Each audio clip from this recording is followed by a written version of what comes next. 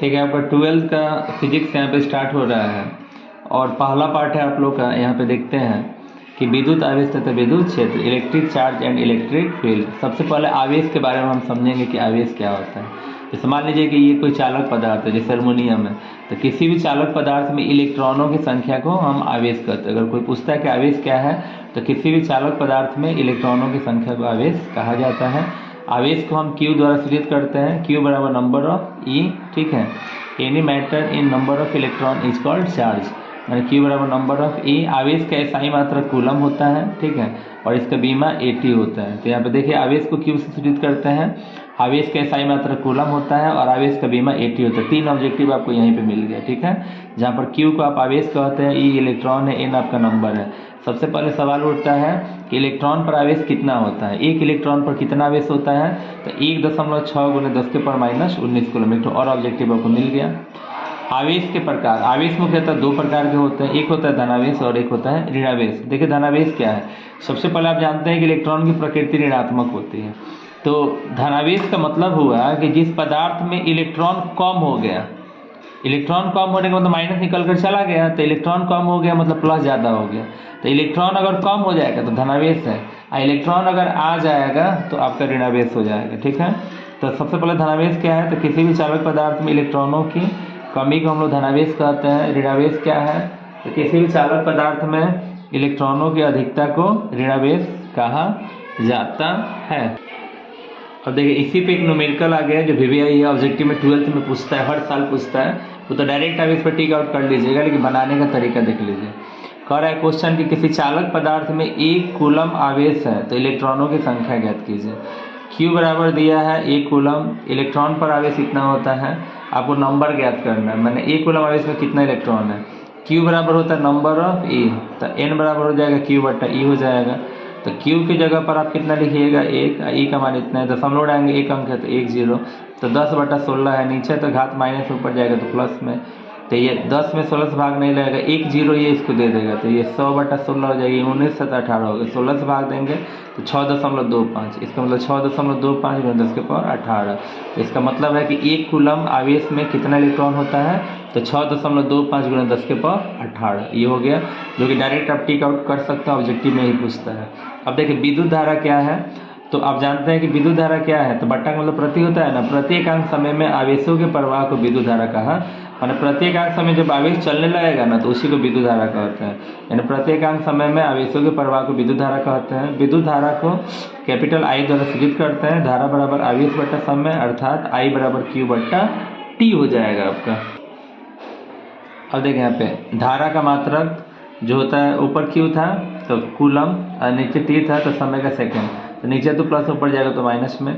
अगर कोई आपसे धारा का मात्रक पूछेगा तो कूलम प्रति सेकंड बोलिएगा, SI मात्रक जब बोलेगा ना तब एम्पियर बोलिएगा, ठीक है। मैंने वहाँ पे सोचना है, कोई अचानक से पूछ जाएगा ठीक है विद्युत धारा का मात्रक बताइए, तो आप एम्पियर हड़बड़ाकर मत बोलिएगा। यानी विद्युत धारा का मात्रक होता है कूलम प्रति सेकेंड, SI मात्रक जब पूछा जाएगा ना तब एम्पियर बोलना है। इसका मतलब है कि 1 एम्पियर में कितना होता है, तो 1 कूलम प्रति सेकेंड होता है, ठीक है। अब देखिए घर्षण विद्युत क्या है, तो घर्षण विद्युत का खोज देखिए सबसे पहले 600 ईसा पूर्व में थेल साहब किए थे। वो जब एम्बर के छड़ को जब ऊन से रगड़े थे ना, तो वो छड़ क्या कर रहा था कि कागज हल्के हल्के पदार्थों को आकर्षित कर रहा था, तो वहीं पर वो उत्पत्ति हुआ। यानी जब तो पदार्थों को रगड़ते हैं तो घर्षण के कारण जिस विद्युत की उत्पत्ति होती है तो उसे ही घर्षण विद्युत कहा जाता है।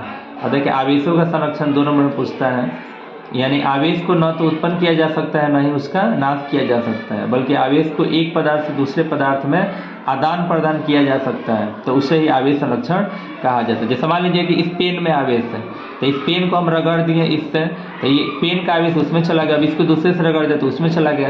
तो आवेश न तो उत्पन्न हुआ न तो नाश हुआ, बल्कि एक पदार्थ से दूसरे पदार्थ में आदान प्रदान करता है, चला जाता है, तो उसी को आवेश का संरक्षण कहते हैं, ठीक है।